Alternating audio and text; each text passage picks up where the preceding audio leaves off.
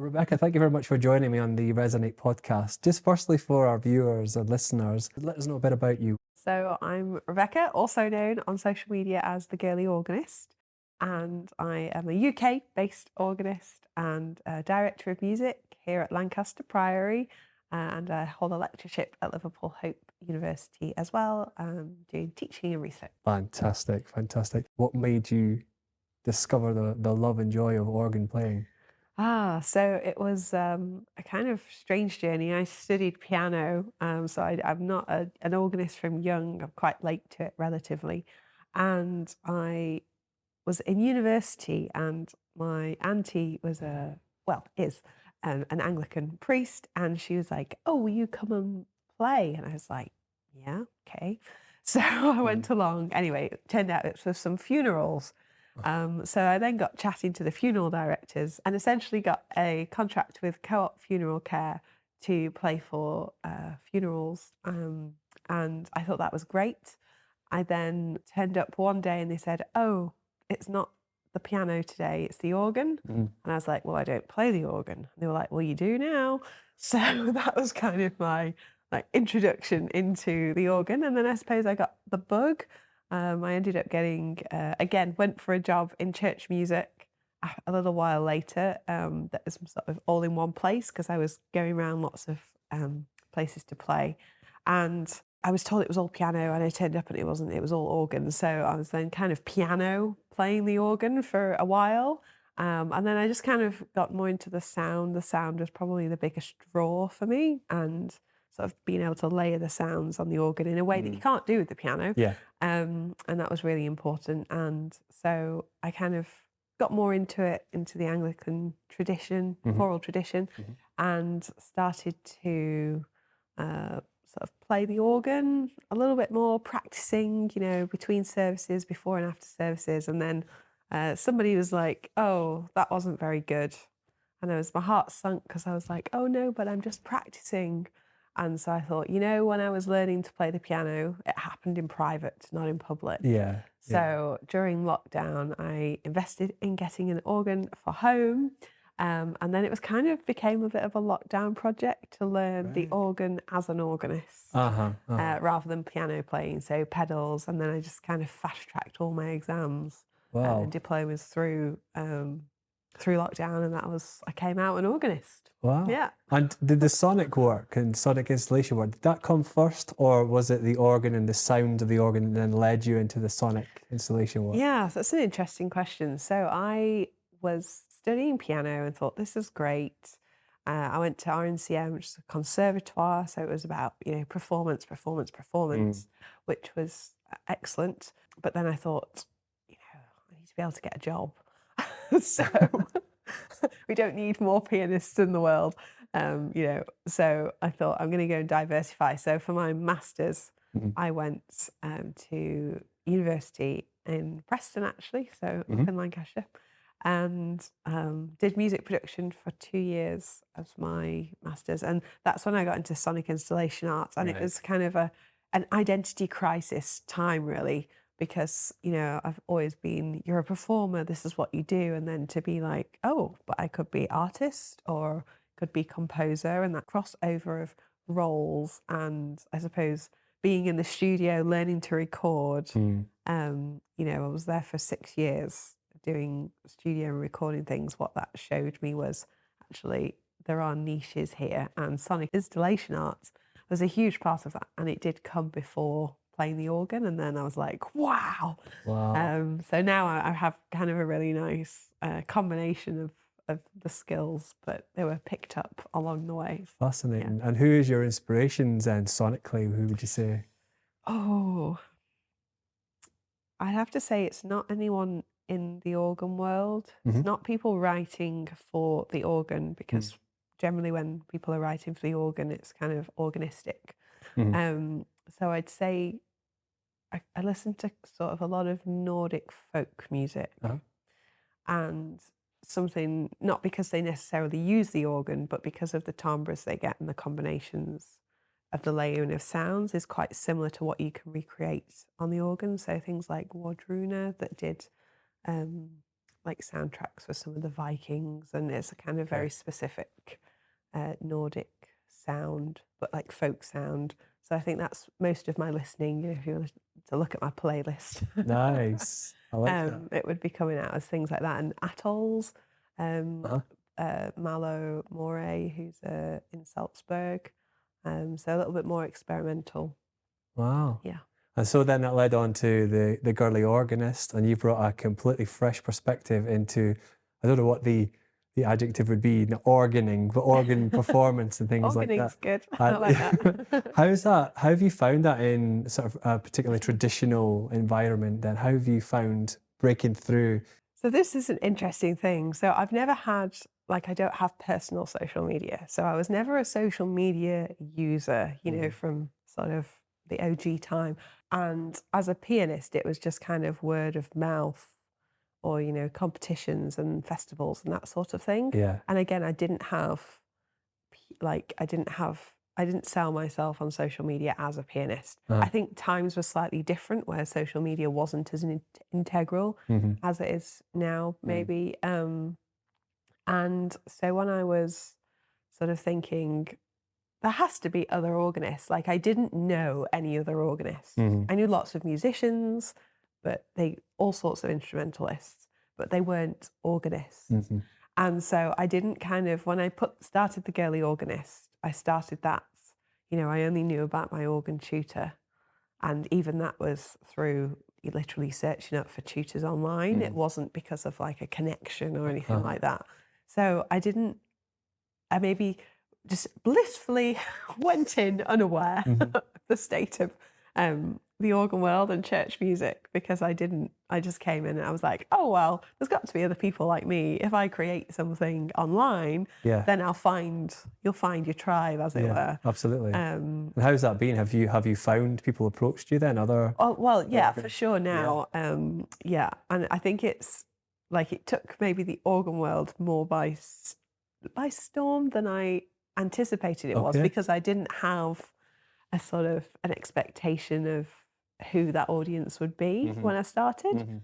So that's been really interesting, because knowing what I know now, you know, 4 years, 5 years really down the road, like how I've come into the organ world, what I do on social media is absolutely not normal in the organ world. So it's a fresh take though, isn't it? It's a fresh take. Yeah. It's a fresh take. And so, it brings up lots of conversations. I mean, I work in academia, which is very male-dominated. Organ world's very male-dominated. Church music, also very male-dominated. So I think just do it. Just get on with it. Absolutely. I think as well, don't overthink it. Absolutely. Just get it done and share it. And I think that ultimately more people will benefit from it. The more people that do get involved, then the better it will be and the more enriched it will be. Yeah. You mentioned before some of the academia work and you're a performer, all these different roles. How do you balance all of these roles as well as sort of maintain the online presence? So that's a really interesting question. I suppose some of it is time management. And I'd say that is where being a performer and working in, you know, then swapping and going into university. I've always worked. So from being sort of 17, 18, I've always worked and performed, and I've had to juggle those things. And so I think I just learned very early on that you can do a great many things in 24 hours if you want to, or you cannot. And it was kind of, you know, nobody is going to give you the opportunity necessarily, especially when you're coming into a space where you don't know anyone. Why should they give you the opportunity? And so I was like, well, that's okay. I'll just make my own. But I think I'd kind of gone through, you know, conservatoire and then doing music production, where I wasn't like the obvious candidate for lots of things for whatever reasons. Maybe you had the wrong teacher, or you'd learnt the wrong repertoire, or you were specialised in the wrong thing. So I think there can always be a reason why you can't do something. But then I'm like, there's probably 10 reasons why you can. And you just got to kind of navigate your way through that in a way that you think, happy with this. This works. That aspect of right and wrong, as you say, it really fascinates me, because I know a lot of people that perhaps could be one of the biggest barriers to music generally is the idea of I'm going to get it wrong, or I'm not doing it the right way. And I think these perceptions have to change. And I think, would you agree that using your social media presence has helped to challenge some of the stigmas and some of the mindsets that have been around, maybe age-old mindsets about, you know, getting things right? And, you know, how would you reflect on that? That's, I suppose I would say that social media, I get a lot of questions, you know, from people in the organ world about, and they usually frame it as reputation. Okay. And are you not sort of worried about your reputation, you know, posting this video and what will people think? And I suppose the short sort of crass answer to that would be, I don't have time to worry about what a stranger somewhere in the world's going to think, because I'm kind of just doing what I'm doing. I think that perhaps there is a lot of discourse, especially at the moment, around it's resurged again recently about women and classical music and fat phobia and thinness and what you wear to perform. Okay. And all of these sorts of conversations, and you know, the right and the wrong, or the trauma that people have, you know, experienced. And I'd say, you know, not to devalue like anyone's experience at all, but just know that actually it's completely normal to have highs and lows, and that can be actually quite a small percentage of people in the whole, you know, if you think about everyone that's coming out of music degrees every year, like it can be such a small percentage, but sometimes online it can seem like it's a bigger portion of people than it actually is. And I'm also very conscious that the people that are following me demographic wise, lots of these things will never apply to them. The culture has changed actually, because, you know, it's sort of my generation and, you know, 10, 15 years older that are now the professors in some of these places. Doing things differently. And I think we just have a real responsibility to not be placing baggage from one generation onto another unnecessarily.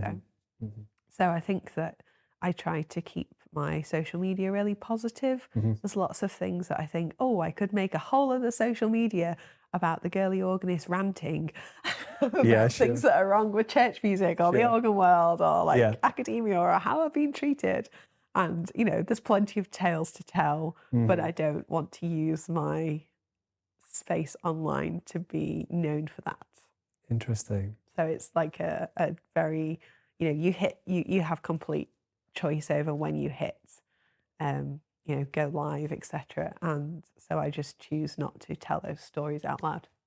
Interesting. I suppose it will always be a space, and if you make space for those conversations, then you kind of give license and permission for others to come forward and then share their stories as well. But I understand completely what you mean. You want to put out a particular kind of positive message about organ playing and your place in that, and that's completely understandable.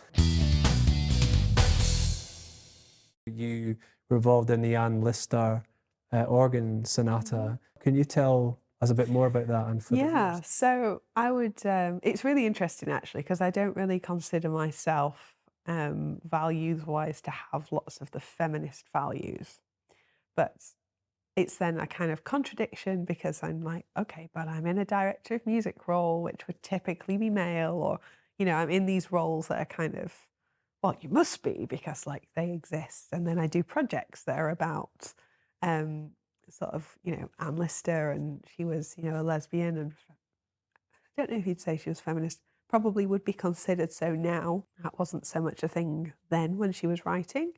It's, you know, one of the things that I liked the most about Euan Lister is that she was very competent, and she dressed to provoke a reaction. And she writes all of these little stories in her diaries about just dressing in a certain way, not necessarily to prove something, but just to rile people up. And I think that's the kind of probably the thing that interested me more, you know, being from the north as well. Like I have a northern accent, and that's a big thing in the organ world, which I didn't even think about, because it's not a problem for me. Yeah, of course. But that sort of like, you know, the amount of comments, like disproportionate comments I get just about the fact that I sound northern. Like, well, I am from the north, you know, and I'm like, you know what, if you have a problem with it, then I'll just ham it up, because you shouldn't Yeah. have a problem with that. Absolutely. Like, so I do like that a little bit. Yeah. Wind people up. Well, yeah. Do you like Anne's particularly, I wouldn't say rebellious. I would say certainly from the limited reading I've had, she was a self-assured and strong-willed woman who did not take any crap from anybody. And I think, do you see aspects of that resonate within your... I think the more, so I didn't know about Anne Lister before I was created the project. And so she's someone that I've kind of learnt more about. And I think, fortune favours those that have a plan. And Anne always had a plan. And I think whether she's a lesbian or not, whether she's feminist or not, whether she's a landowner or not, she had a plan. And so I think just as a kind of example of, she was really interested in theology and spent many, many hours, we're talking hundreds of hours, talking with her clergy about theology and sexuality and her place in society. I think she had a really hard time, but she had a plan and she just did it anyway, which is the takeaway, as opposed to, for me, as opposed to sort of, look how hard done to she was, So I wrote the organ sonata because at Halifax, it's a Schnetzler organ. Right. And we know that she played it. She was paid £40 to play the organ, which was about £3,500 today, which, I mean, I've never been paid that to play for a Sunday service. So one day, maybe. I don't think the church has that much money. And so she was really competent, but at the time she was doing that, she was about 13, 14 years old. And it's just a really interesting reflection on, what we consider skilled or upskilled today is actually, by comparison, there's not many 13, 14-year-olds that could play for a full service on their own, just a moment's notice kind of thing. So I found, all these references to the organ, and she reviewed organs on her travels. She went to a lot of concerts. And she just liked to do things that were vogue. So she'd totally be on the trends, I think, trending audio and all that kind of stuff today. And so I kind of wrote this organ sonata because it is possible to go and hear what she heard, which, often organs have had rebuilds, have been altered, so you can't always do that. So that was, to let people that are pilgrimaging from around the world. Amazing. Have you had a chance to play on that Halifax? Yes, so it was premiered at on that organ. There was two organs there. One that was her friend's house. We don't know for sure that she also played the chamber organ, but I can't imagine. We know she went there regularly for parties and tea, so I can't imagine she wouldn't have had a go. So the premiere was at Halifax, and you can watch the video on YouTube of the premiere, and you can also get this organ score, because I do two types of composition. But you can get the organ score to play. It's 5 movements. Great Christmas present, birthday present for Very good, Rebekah, very good. Shameless plug. No, absolutely. And plug away. Definitely plug away.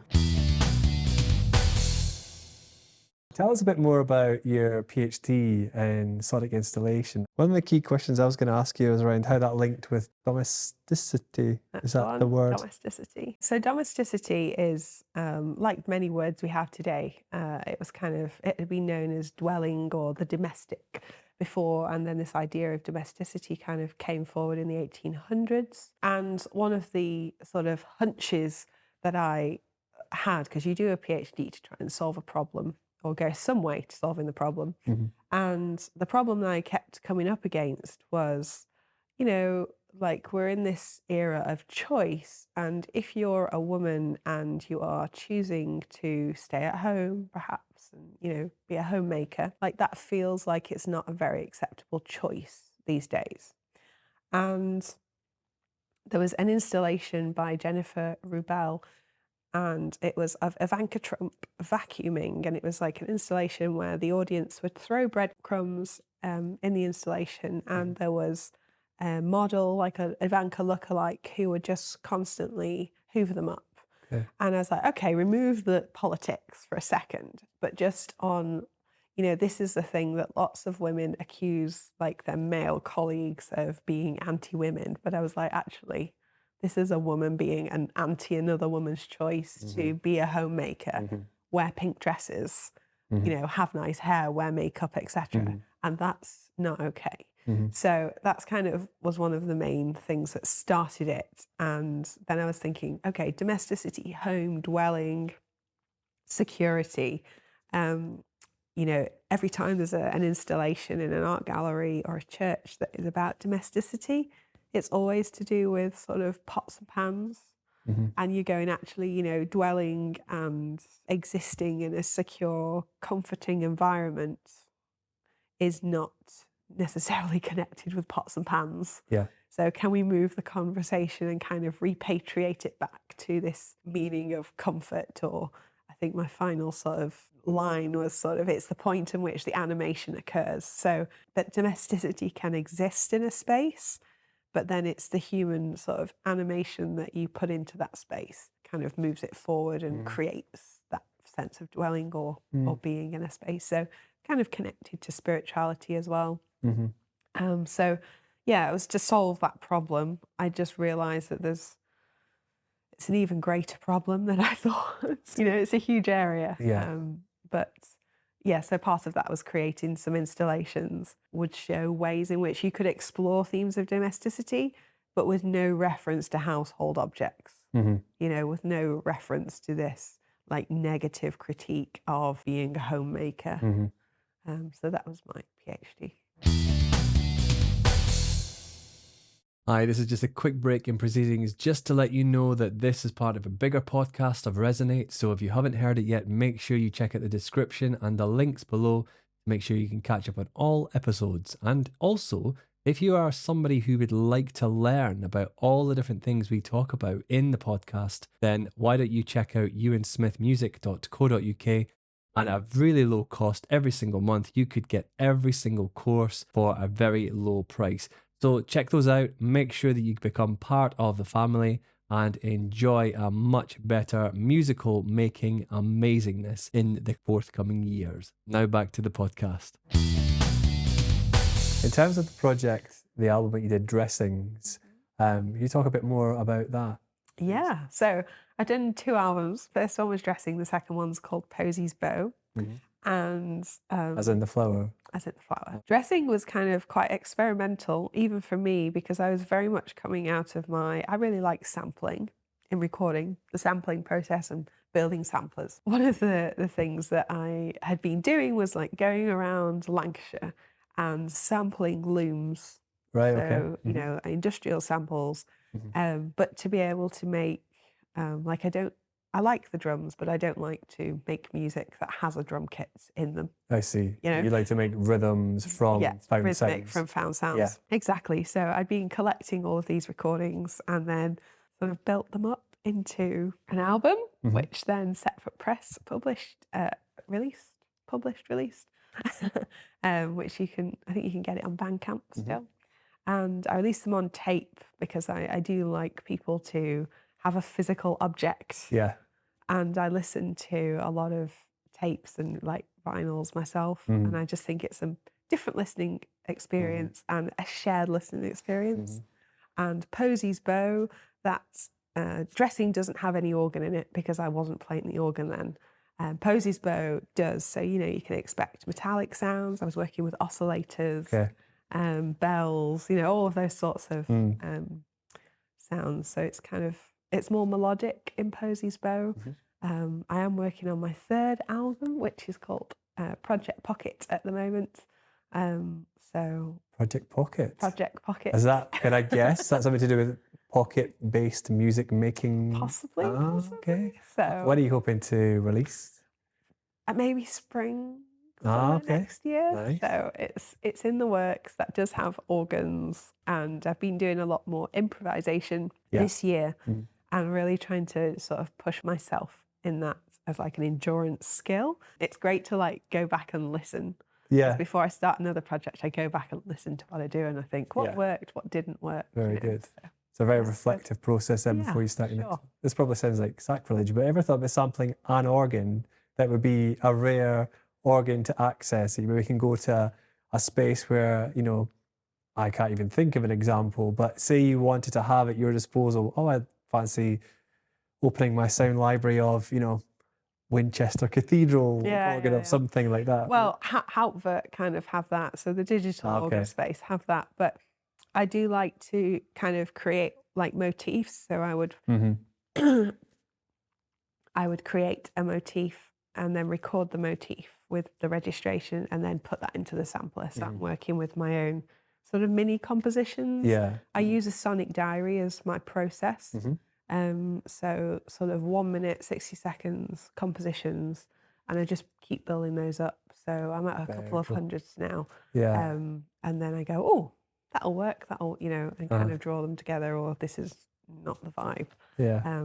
So yeah, rather than the individual sounds, I like to kind of, because you can't recapture that, it's something special about, oh, that was in that moment, and keeping that. Yeah. And how do you sample? What's the process there? Do you use kind of vintage samplers because it has that kind of raw sound, or do you capture with sort of other means? No, so like organs are really hard to record because the buildings are so unique. Yeah, big. everyone will have its own resonance, I would They've imagine. all got their own resonance. Yeah. So like taking an impulse response time is really important to be able to add back in afterwards and play with. And I have a fleet of zooms that I can sort of move around to find, because depending on, the structures of the roof and the materials, like wood and what the actual buildings are made of, it does change. So I work in Logic mainly. Yeah, EXS24. Very good. And I just chop them up and then, very good. Have you connected with other samplists who are also involved in sampling? And this is a really interesting idea, because I do think that I'm quite artsy, which I say that in the broader sense of the word. And as opposed to the artsy in your approach to capturing sound, do you mean? Just more in general. So artsy in the sense that I don't easily fit into you're a performer or you're an organist, Yes. and I kind of cross over Yeah. areas in slightly unusual ways, perhaps.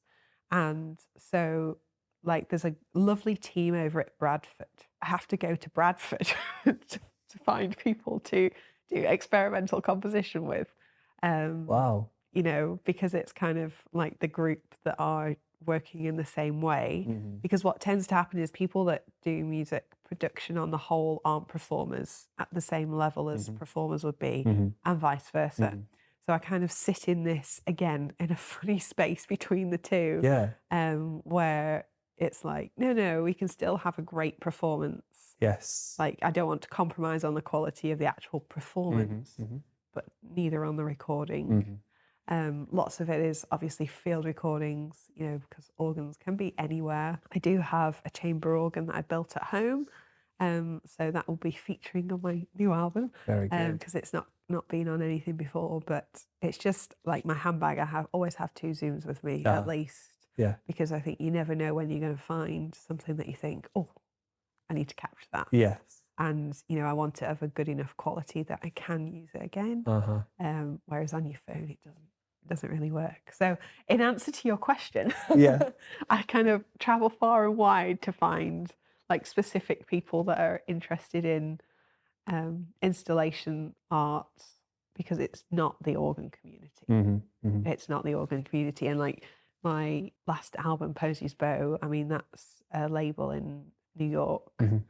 So it's kind of like I've been doing some collabs with people that are literally in other countries, which is great because, you can do that easily online, sharing things, but it's not the same as being able to like have a sit down conversation. So that's tricky, but yeah.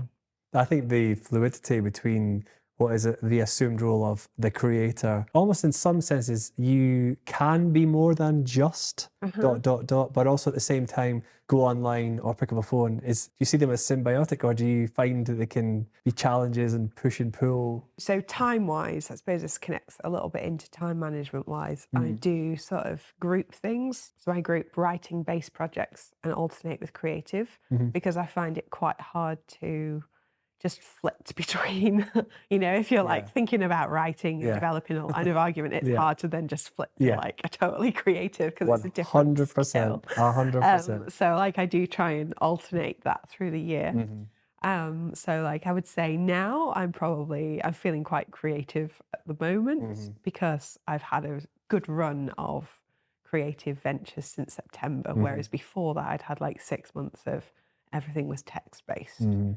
writing. I suppose from the outside it looks like, oh, you're just doing a bit of everything. But for me, I'm like, there's two strands to what I do. It's either organ related, which could be composition, it could be performance, but it's organ related, or it's theology related. That could be church music, could be writing, could be projects. So I'm like, everything fits very neatly actually into one of those categories. And I don't worry too much about the crossover in the subcategories. But I think then it's kind of, you know, the content creation is the thing that holds them both. If I was to add in something like science, which some people would, that would not fit into my two strands. So I would say no to that as an area. Keep it within the two veins. Yeah, so not so much the science of sound and the sort of the sonic and the physics of how it can affect you. Yeah, because there isn't enough time to do things well. Yes. And I think also like just the realization that jobs don't usually exist. You know, like this infrastructure that people kind of come out of university or whatever, or think that the music industry, you know, I was doing a lecture with my students about the music industry. Yeah, it's not a door that you can open and everything is there for you, is it? You kind of almost have to build your own door and sort of build your own path and then find your way. And again, sort of finding it in a messy way. There's no kind of clear cut opportunities. And I think that's the thing. Do you find that even when you started, that the paths that you've taken have meandered, or that they've evolved as you have gone on the path, so to speak? Definitely evolved. And I think having to work young gave me the ability young to say no. And I think that there's like lots of fantastic opportunities, but it's realizing it's not necessarily your opportunity. And so on the one hand, you know, you've got Margot Robbie from Barbie saying, oh, just say yes. And I'm like, yes, you should say yes. But it's also with those yeses, sometimes saying no.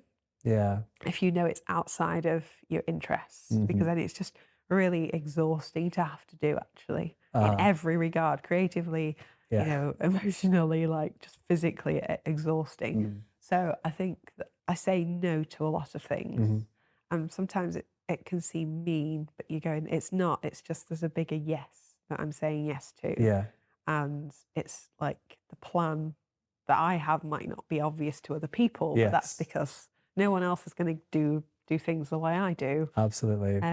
Just like with anyone. But I think sometimes people realize that quite late in the career, whereas I kind of had this when I was maybe 18, and I was like, well, if I do that, I'm going to end up there, and I don't want to end up there, so I'm not going to do that. That's really good advice. That's really good advice, actually, because ultimately what you don't want is by saying yes, you will have automatically have closed the door on something else. Yeah.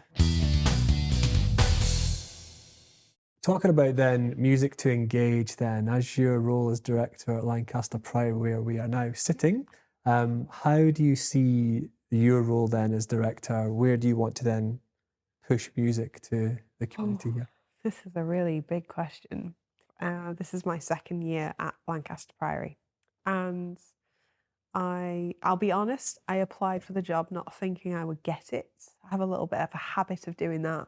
Again, because I'm like, well, it's in my plan to get to X location. So I'm just going to, you know, put feelers out, and because you never know when you're going to get the opportunity. And so I always think my obligation to myself is to put myself forward. It's okay if it's a no. I mean, there was one week I had 9 rejections. I was like, come on, you know, but I was like, hey, I put myself forward 9 times. Absolutely. So it's okay. It's part of it. Absolutely. And I think that that's not talked about enough. Like, you know, because I often get people commenting on, oh, you're so busy. And I'm going, I am. But just know that for every one thing I'm doing, there's at least 5 no's. When I came to Lancaster Priory, I mean, I thought I had the skills, but I was over at Leeds working as an associate organist at the cathedral.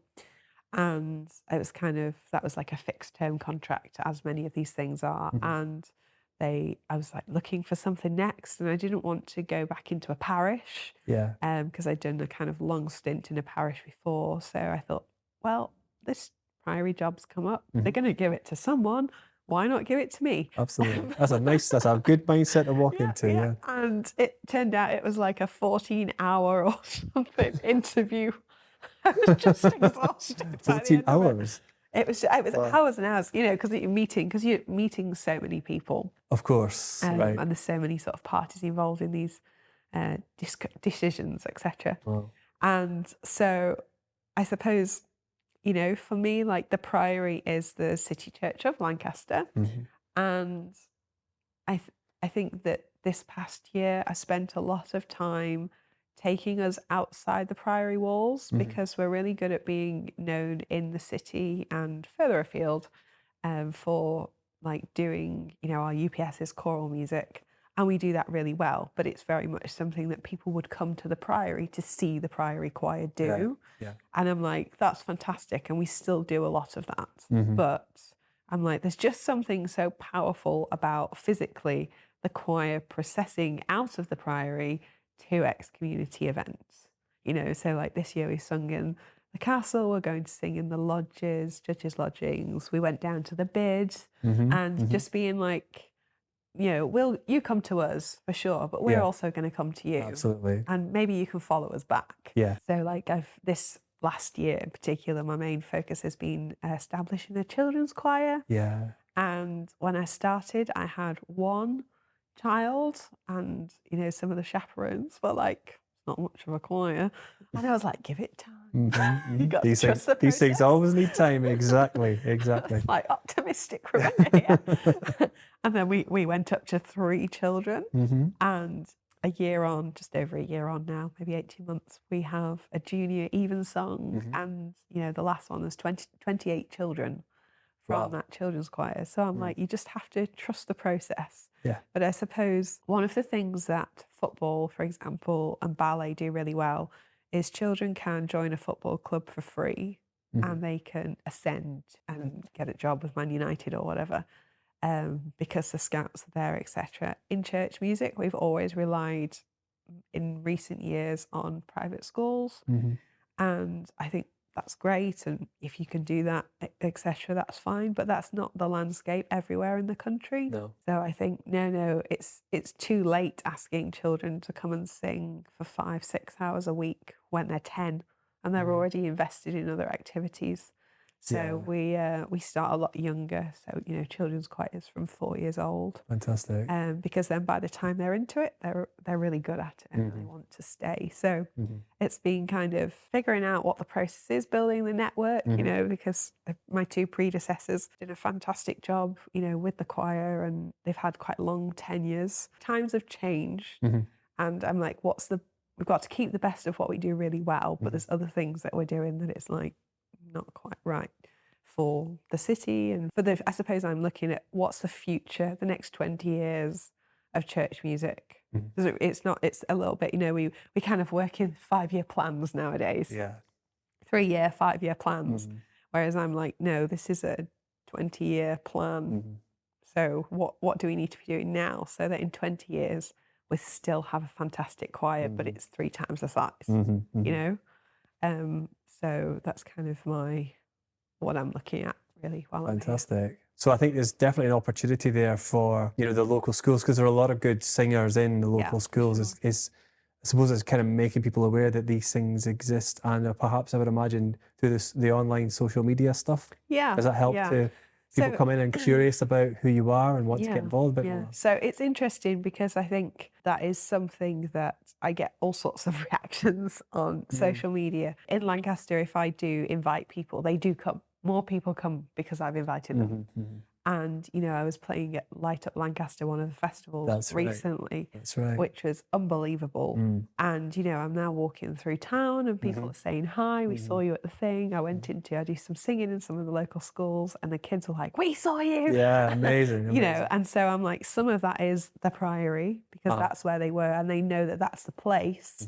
Some of it is, oh, well, we saw you there, but you come to us too. So it's kind of trying to build that give and take relationship as opposed to just give or just take, which I think sometimes people can fall into you know, if they want to get into certain schools, perhaps, or if I they, see. you Yeah. know, that kind of thing. Mhm, So mhm. there's space for like all of the children in Lancaster, not just ones from particular schools, not just ones for particular backgrounds. Yeah. And, you know, children's choir is the place where it starts, Mm. and it's free entry, Yeah. just like it would be with football. Yeah. You can come in and start from there, you know. Culture shift, some of it. You mentioned a plan before, and it's very clear about what the plan you have for here. What kind of plan do you then have, Rebekah, for the future? Oh, that's a big question. I don't know. Well, I do know, but I'm not necessarily what to say. Okay. Just honing sort of the things that I'm really good at, because I am relatively new to like written composition. Mhm.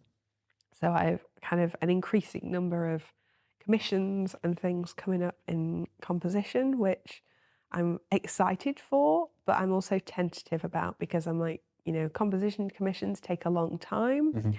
Um, and like, I like writing organ sonatas. I would like to write 32 of them.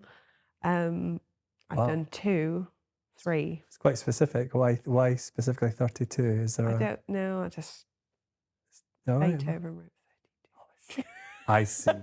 So I want to write 32. Fair enough. Fair enough. But you know, that's a kind of like a fun lifelong goal. Mhm. So there's things like that, because you know, when I write my music, I'm trying to write for the audience today. Mhm. I think that's something that like doesn't translate very well in the organ world. You know, people will do concerts and they'll play 22 minutes of fantastic Bach, but you're going, Bach rarely played 22 minutes of his own music with no breaks. Right. You know, he was writing week by week for the audiences and the congregations of the day for very specific things. see. And we've kind of lost that now a Mhm. little bit. People are just writing for, you know, as if how Bach would have written, but then they're not writing how Bach would have written, because he knew who he was writing for. The context He and knew the the situation context, was... yeah. Yeah, absolutely. And you know, today like audiences are used to listening to the radio, 2 or 3 minutes. So why are we still doing 5-minute compositions when people are you're only gonna keep their attention for 2 or 3 minutes? Mhm. Mhm. You know, I think like Taylor Swift did her most recent album was the Dead Poets Society, something like that. Yeah, yeah.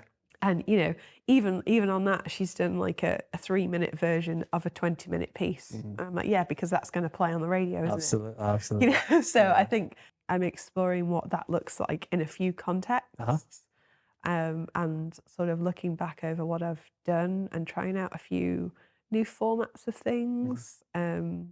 To establish, it's like finding your voice, isn't it, really? And I think, yeah, I have a voice as the girly organist, but what is the messaging of that, Uh-huh. like consistently? Mhm.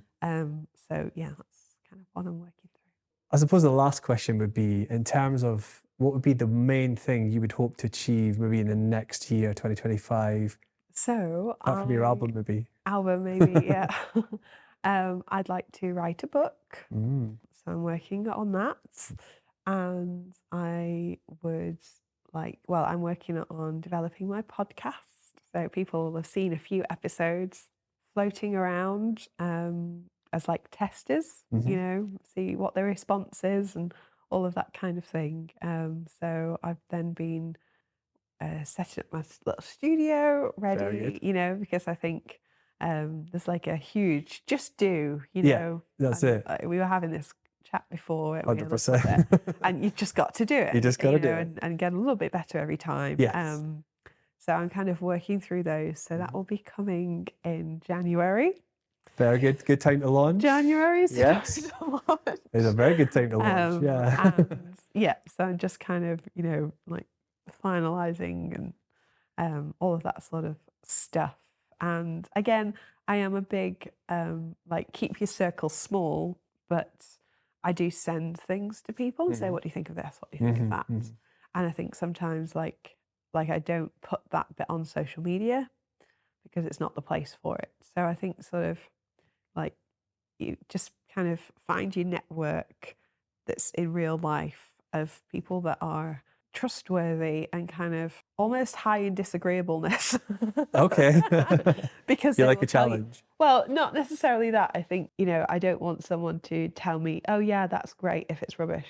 I see. So you want honest, I want them to yeah, say, I liked X, Y, critical. and Z, and that was effective, but Yeah, blah, blah, blah was truly awful or yeah. not the right message or not consistent. Okay. So Because you're looking to better what you do. Yeah. exactly, exactly. So I think having those key people Mhm. and seeking them out, actually, Mhm. seeking them out, like critical friend really That's is the word. important. And then, yeah, just do. I think sometimes I try and show a lot of process in my social media because that's the Mhm. thing that I find the most interesting. Mm. And I struggled as a student and through my PhD to find people showing the process. They Yeah. just kind of, It's almost locked, shut behind closed doors, isn't yeah, it? Yeah. yeah. And it's all this Here's the artist PhD. mystique, Yeah, that's it. Oh, we Yeah. just make it. We just make it. Yeah. And I'm like, no, you didn't just make it. There was a Mm. process. Yeah. So show us what that process is. And if you don't know, then maybe learn to articulate it because That's it's it. so powerful. Yeah. And I think that, lots of, like, I get lots of good feedback about people appreciating the sort of honesty Mhm. of, I did this, I wrote a movement of my organ sonata Mhm. and deleted the whole thing because it was really bad. And I was like, it doesn't fit with the rest of it. So Yeah. I'm not going to keep it in just because. Mhm. And kind of showing that, as That it's sort of how okay. you feel about it and it's Yeah. totally normal. Yeah. Because I know mental health is like a huge area and, it's something that I, put so much time into in, my lecturing and dealing with students Yeah. and the same with choir, etc. And and actually part of like modeling good mental health practice Mhm. is showing the highs and lows. Mhm. And I think that social media, there's so much focus on just showing the highs, Yeah. and that's important. But I'm like, you have to show, that there's a way to do it that doesn't exploit your vulnerability, That's it. I was going to say, yeah. but you have to show like what normal actually looks Mhm. like. Mhm. And I think maybe Yeah. I would argue that future generations are becoming much better about sharing their vulnerabilities, their honesty, but doing it in a way that is human. And I Yeah. think social media has allowed younger people now to democratize that sense of sharing and uniting and building the community around a particular key theme. And I think Exactly. rather than it being perhaps, as some of the older generations have done, used it to cause division and hatred. So I think there's definitely a positive, and I think that the fact that you're using social media as a way to share the process, and we were speaking about that before, about the process is super important, and that there will be good and there will be bad. And I think it's like you say, I think the ultimate message is do it. Yeah. Just get it Yeah, done. because, for everything that you don't do, just know that there's 5 other people that will. Absolutely. So you may as well. Mhm. And sort of, I know sometimes people go, oh, I'm not doing it because it's embarrassing because of friends or whatever. And you think, well, maybe you need different friends. Yeah, sure. If you've got friends that are going to make fun of you because you're trying something else, Yeah, trying something new, they're probably not great friends. absolutely. And because So, life is short, life is and short. you've got to live it. Exactly. I could speak to you for probably another hour at least. It's been fun. Thank you so much. Thank you very much indeed, Rebekah, Thanks for your for time. having me.